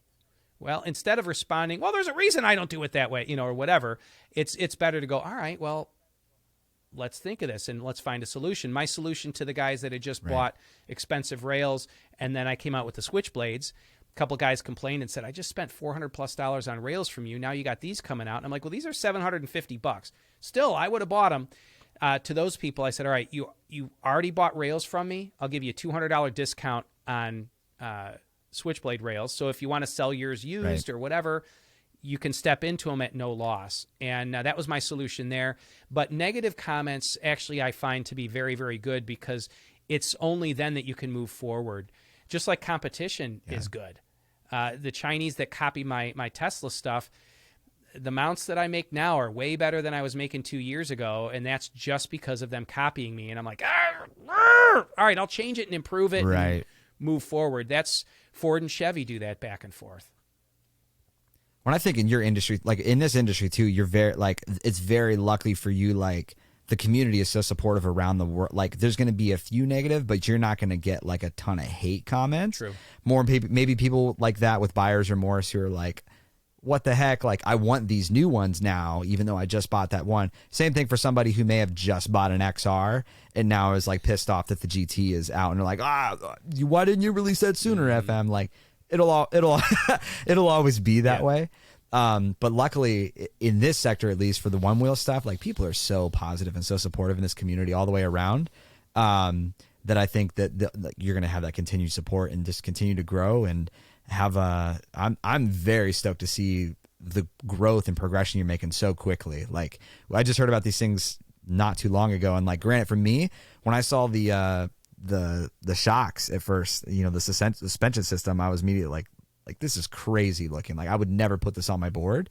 But there's also that whole entire market of people who aren't doing stuff on boards like we're trying, like in that industry, that this is a phenomenal product. So and the rails that you're creating, I'm very interested to see. And like, hey, if I can start pulling out some crazy tricks off these and then adjusting in 10 minutes to go be doing some trail riding.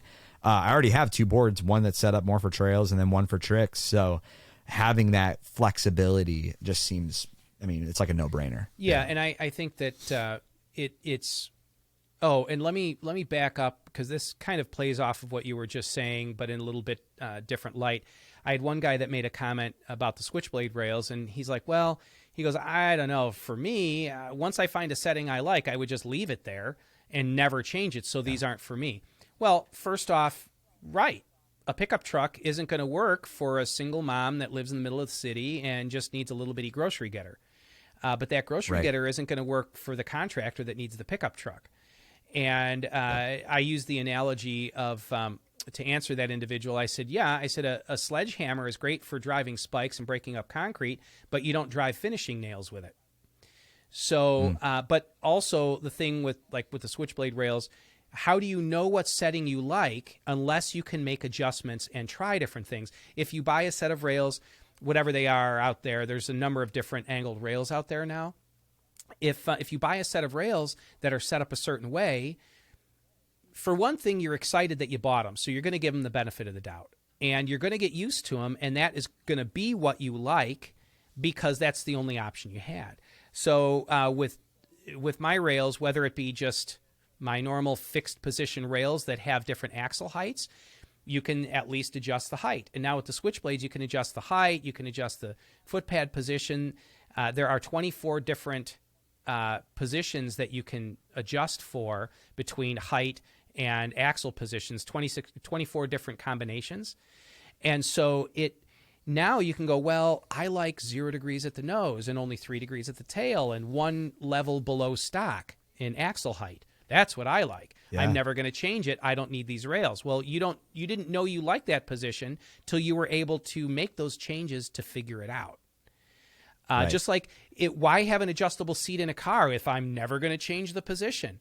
Well, unless you're buying a McLaren where they build the car to you, you're going to want adjustable rails. Even though you're never going to change them, you changed them the first time you got in the car, you found your right setting, and now you never change it. Same thing with the Switchblade rails. I think people are going to try it in different positions and go, oh, this is the one that I like. Now I'm never going to change it. Well, great. Yeah. And that's the way I am. The 2 boards I have set up with Switchblade rails are set up in such a way that I'm probably never going to change them. But I had to do some experimentation to find out, is that what I really want? Sounds awesome to me. That's crazy, man. So, dude, it's been a pleasure having you on and talking about all the rails and everything. Any final concluding things you want to cover? Politics, religion, battle of the sexes. We Maybe next time. Yeah. on the next episode, we talk about all the arguments. I don't know. If I had to give a parting thought, I guess I would just say that the beauty of one wheeling is the community, and I can't say that about Teslas. The curse of Teslas is the community. It's not the same. The one wheel community is awesome. So that's a foreign thing to me. Maybe the RC helicopter industry that I was in years ago was similar, but it's the community that's awesome.